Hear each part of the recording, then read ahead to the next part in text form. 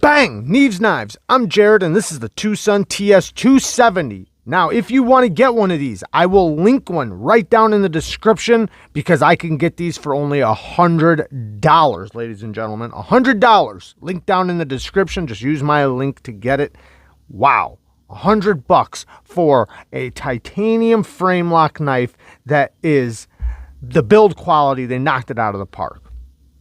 14C 28N blade steel, and this is a Mazwan Mohktar design. And also the 14C has a beautiful stone wash instead of the satin finish that's all fingerprinty. Nope, this is the stone wash. So that is awesome. Whew, that edge is sharp. We'll talk about the sharpening here in a second, but Mazwan Mohktar's designs, man, his build quality from Twosun, or the Twosuns that he has designed, they knock it out of the park every time. The build quality on them, especially the newer ones, are just insanely good. They're just so good. And this one's no different. The build quality is amazing on this thing. Now let's talk about the action, and then we'll talk about the ergos and cutting and everything. The hole placement is placed exactly where you would want it. I mean, it's just so easy to get to, and it's very easy for the thumb flick too, which a lot of times with a hole, it's better for one and not the other. Like, it's usually good for the reverse flick, not for the thumb, or good for the thumb, not for the reverse flick. In this case, it's good for both. It's well placed, and because of this flat spot right here at the top of the eye hole, because it is kind of like an eye hole, you know, you have the leverage to kind of shoot up this way with your flick. Very, very nice. The drop on it, when you unlock it, it doesn't have a flipper tab, so you can let this little thing hit you right there and get past the detent. Now, I do have the pivot pretty tight right now, but very, very smooth on the drop. Or you can let it drop all the way down like that, and very, very smooth. I love the sound of the detent when it closes, because of the sandwich construction that we'll talk about here in a second. You can also slow roll it. It's pretty easy. You kind of want to just keep pressure off the lock bar, but it's really not too bad even if you do put pressure on the lock bar. Nice, strong lockup, very solid, all directions. And with this sandwich construction, the centering on it is really good. And you can see that because of the line from the sandwich construction. And you have, you know, because of this blade shape, I guess we'd call it a modified Wharncliffe, but it's almost like a hawk bill or something.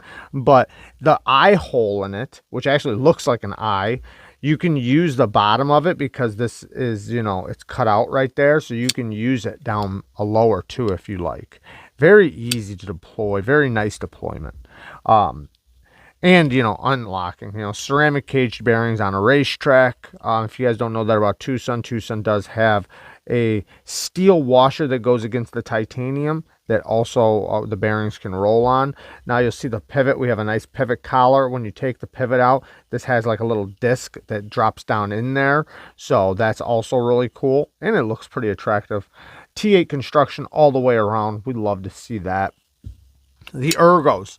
The ergos are very nice in the hand. Now this is thin right here, so I do feel it when I squeeze it. However, in cutting, it's very comfortable.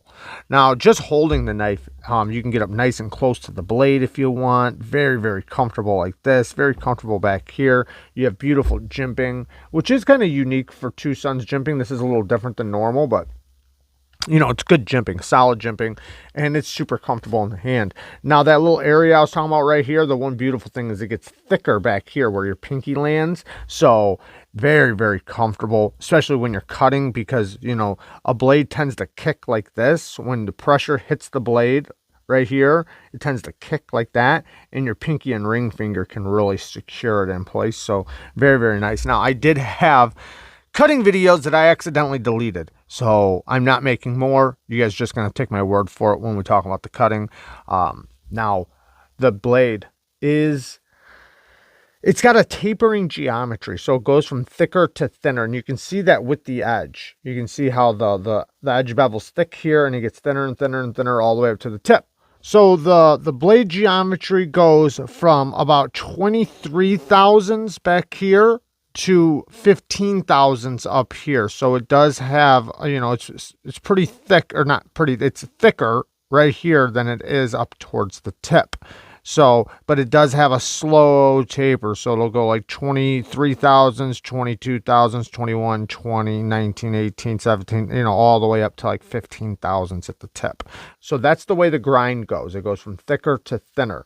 Now, because of that reason, from here forward, it's very slicey. And you can see the geometry here. I mean, it does have a tapering geometry from the spine down to the tip as well.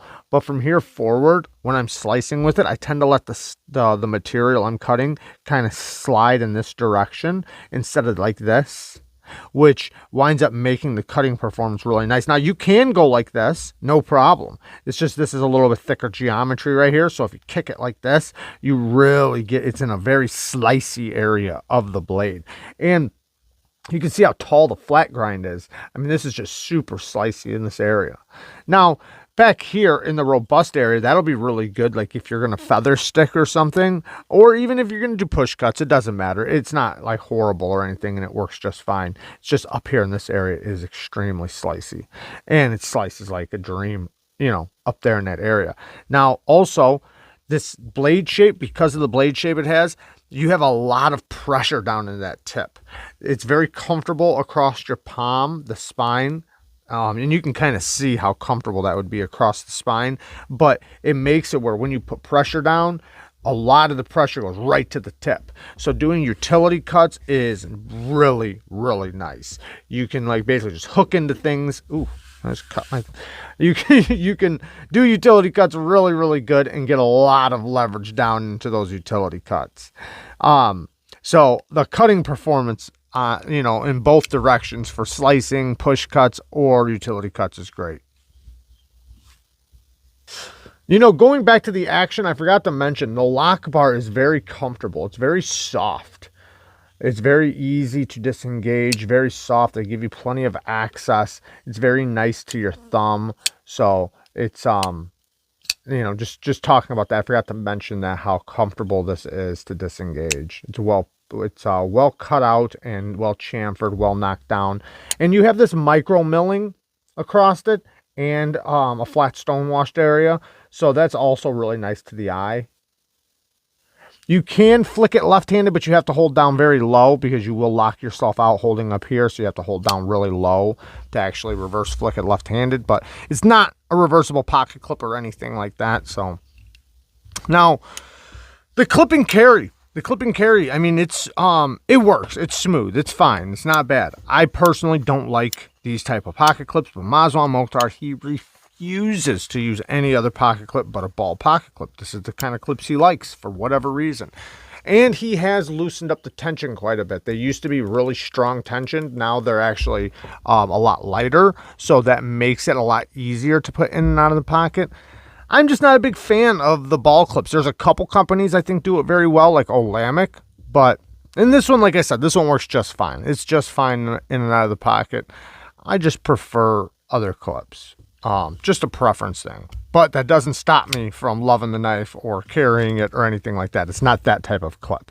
So because he does it so well now and he's loosened the tension up, I like carrying it. So now going to the sandwich construction, it adds to a build strength in this thing.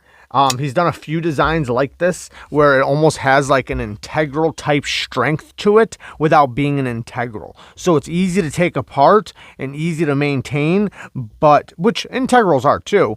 But you have this level of strength. It's like the foundation of the knife is so strong and tough and built tough that it just makes the whole knife super duper solid, and you can really feel it. Now, sharpening it.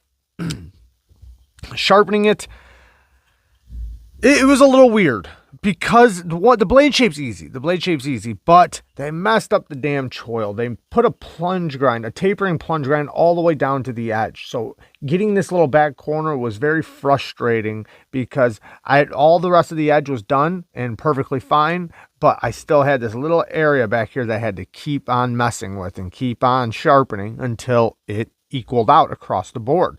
So, you know, you'll have one little piece of edge that's just not finished sharpening down here at the tip right here, but the rest is. And you got to continue working on it until it gets it, which it did, but it will forever always have a smile. It's impossible to sharpen this knife without getting a little smile back here like you see, because it has a tapering plunge grind that lands on the edge. But the steel felt incredible on the stone. Incredible. They do a pretty good job with their 14C28N. I usually like to keep Twosuns around a medium grit, between 600 and 1000 grit. Now, it takes a good polished edge. Yes, it does. But man, does it get scary sharp. Scary sharp around 600 to 800 grit, and this is no exception. I mean, this thing is just, it is dangerously sharp. So you want to be careful, like, whew, it's pretty sharp. So I want to be careful not to touch the edge too much, because it will cut you fast.